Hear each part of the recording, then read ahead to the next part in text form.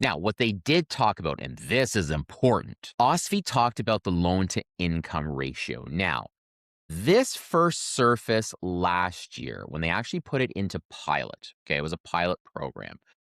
And the thought was, okay, during the pandemic, the loan to income ratios were like in Vancouver, Toronto, 7.5 to 9.5. Let me explain what loan to income is.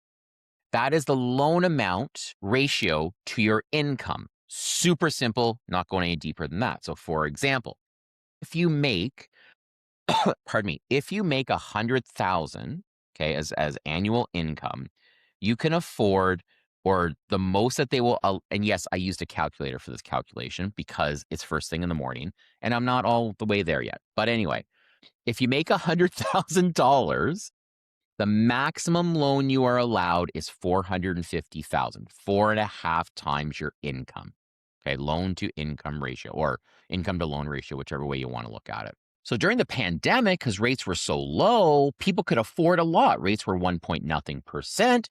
Really, at 7.5 my income, I can afford a lot more. That makes sense, right? It makes sense. I'm not saying it was a good thing. It makes sense.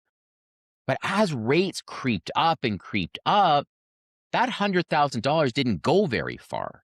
The max you could afford was only 4 times your salary because the rates went so high and the prices hadn't come down yet. So overall, what they decided to do, because 2023, 2024 loan to income was in line or below that kind of 4.5 magic number that they really like, last year for, let's call it calendar year 2025, they did a pilot. What are the loan to incomes on these deals that are going through? And loan to income it's not really per file. The way OSFI is monitoring and managing it is at an institutional level. Because at the end of the day, we have exceptions. Bank make exceptions. Maybe we're going to do a 6-to-1 loan to income ratio because you have $1 million in cash. Okay, mitigating factor makes sense. So there is room for the exceptions. Having said that, it's at the institutional level. So what happens is if OSFI comes down and says, hey, RBC, I need your percentage of deals you're doing over the loan to income ratio. How many are you doing over and above that? I don't know what the exact number it has to be, but that's what they're monitoring, right? So OSFI, hi, I'm Mr. RBC.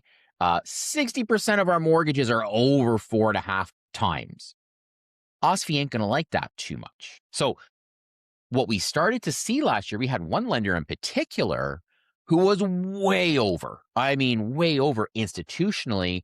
And for the first time, I actually saw it in a deal notes. They declined the mortgage because they said loan to income ratio is too high. And I'm like, yeah, because it's a specialty program. But they basically said, no, at an institutional level, we're too high.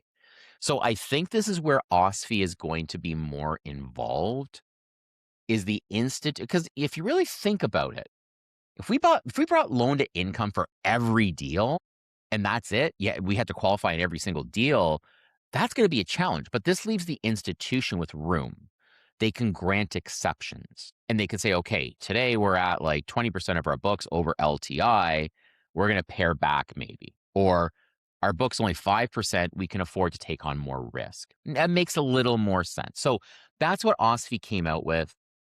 Stress test it wasn't even on the damn agenda. It was all about loan to income. So this is something that we're going to follow because as OSFI reviews all this data, that really is going to determine what exposure our lenders have in this market.